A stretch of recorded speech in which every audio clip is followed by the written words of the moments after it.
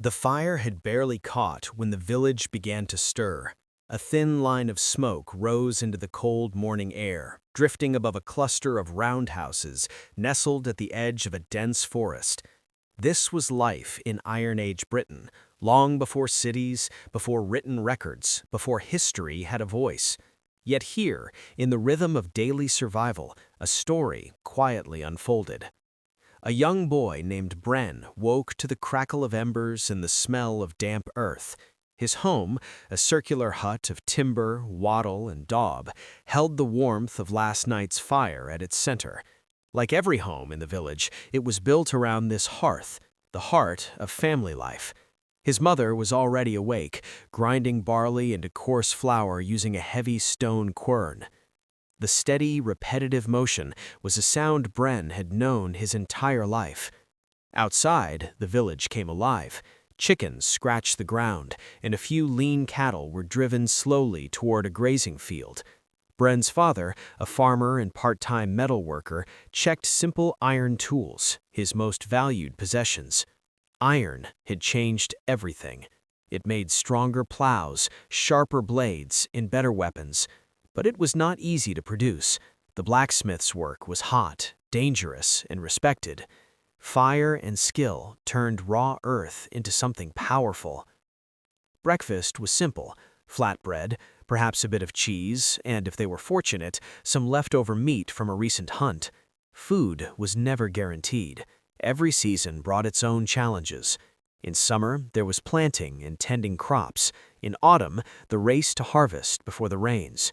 Winter was the hardest of all, when hunger loomed and survival depended on what had been stored. Bren's day was not spent in leisure. Like most children, he worked alongside his family. Today, he would help repair a section of fence that had been damaged overnight, perhaps by animals or something else in the forest. The boundary between the known and unknown was thin. Beyond the fields lay wilderness, and with it, danger. As the sun climbed higher, the village settled into its rhythm. Women spun wool into thread, their hands moving with practiced ease. Wool was vital, not just for clothing, but for trade. Traders sometimes passed through, bringing salt, beads, or rare goods from distant lands. These brief encounters were windows into a world far beyond the village. Near the center of the settlement, an older man shaped a piece of glowing iron on a stone anvil. Sparks flew as he struck it again and again, forming a blade. People watched from a distance. There was something almost magical about it, the transformation of metal, the control of fire. In a world filled with uncertainty, such skills inspired both respect and awe.